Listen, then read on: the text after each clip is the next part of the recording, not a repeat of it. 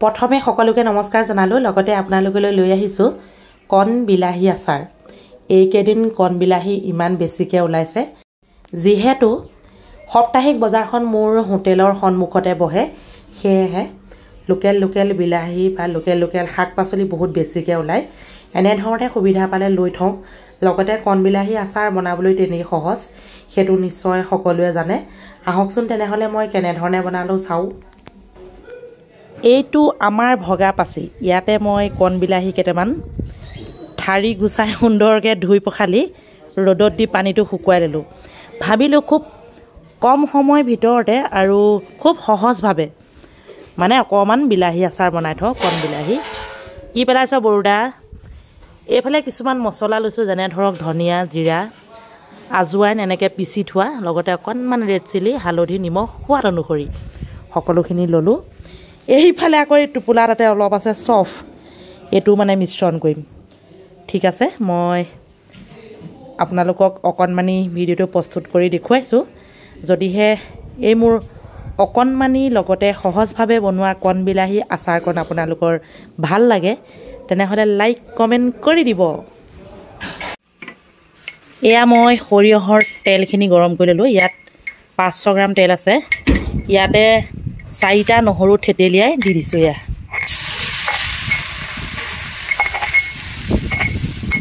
ইমান বতাহ আহিছে নহয় আমাৰ ইয়াত মানে ক'বলৈ ভাষা নাই লগে লগে চফখিনিও যোগ কৰি দিলোঁ এতিয়া বিলাহীখিনি আনচোন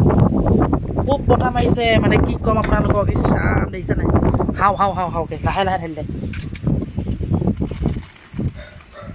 বছ এইফালে টেকেলিত এক টেকেলি থৈ দিছিলোঁ নিমখত দি এয়াও দি দিম এয়াও দি দেখোঁ এয়াও ঢালি দে তাৰপৰাই মছলাখিনি দিব লাগিব একেবাৰে শেষত লাহে ঢালি নিমখত থৈ দিলে মানে বেয়া নহয় ধুনীয়াকৈ পানীটো শুকুৱাই নিমখত থৈ দিছিলোঁ টেকেলিত এনেকৈ ঢালিব লাগিব নহ'লে ইমানেই বতাহ মাৰিছে মানে আমাৰ পাকঘৰটো আকৌ ডিজিটেল নহয় আদাখন দে হাতত আদা ধৰ একদম পটককৈ ৰুকি দে এইটো ভাজিছোঁ বুলি নহয় গৰম তেলতহে দিছোঁ দেই এনেকৈ গোটাই হৈ থাকিব গৰম তেলত অকণমান দি দিছোঁ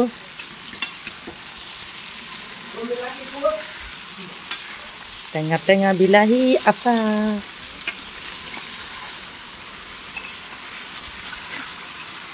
এনেকৈ বনাই ৰাতিটো এই কেৰাহীটোতে থৈ দিম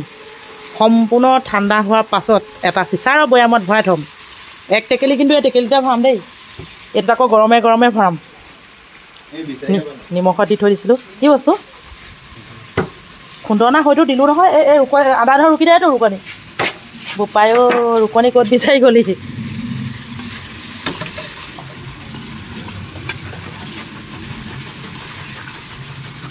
আদা নহৰু যিকোনো আচাৰত মই দিওঁৱেই আৰু দেই মই খাই ভাল পাওঁ মানে কণ বিলাহী বেয়া হৈ যাব যেতিয়া বিহুত আলহী আহিব এনেধৰণে আচাৰ অকণমান ভাতৰ লগত দিম আৰু বন্ধু বান্ধৱীসকল ৰাতিপুৱাৰ পৰা গধূলিলৈকে মোৰ এটাই চিন্তা ঘৰৰ যাৱতীয় কামখিনি কৰাৰ পাছত কেনেধৰণে এটা ভিডিঅ' প্ৰস্তুত কৰি ফেচবুক ইউটিউব ইনষ্টা সকলোকে দিওঁ মানে ফেচবুক 2টা ইউটিউব চেনেল 3টা অকণমানি এটা আকৌ খুলিলোঁ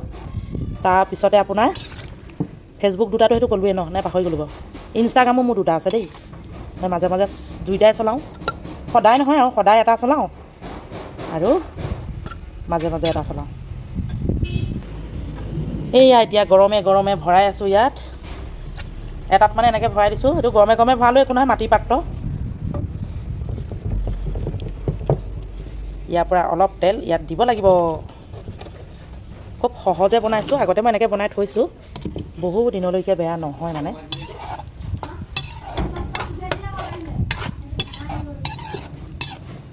ইয়াতো অলপ থ'ম বুলি ভাবিছিলোঁ নথওঁ দিয়ক ইয়াতে ঠাণ্ডা হওক এইটো মই বেলেগ এটা কাম কৰিম যিয়ে নহওক এই ৰাতিখন ভিডিঅ'টো প্ৰস্তুত কৰি আপোনালোকলৈ আগবঢ়ালোঁ যদিহে ভাল লাগিলে লাইক কমেণ্ট কৰিব বাই বাই বিভিন্ন ধৰণৰ আচাৰ বনাই এনেধৰণে থৈ দিছোঁ আপোনালোককো লগতে দেখুৱাইছোঁ ইয়াত এয়া কাঁচকল লগতে মূলা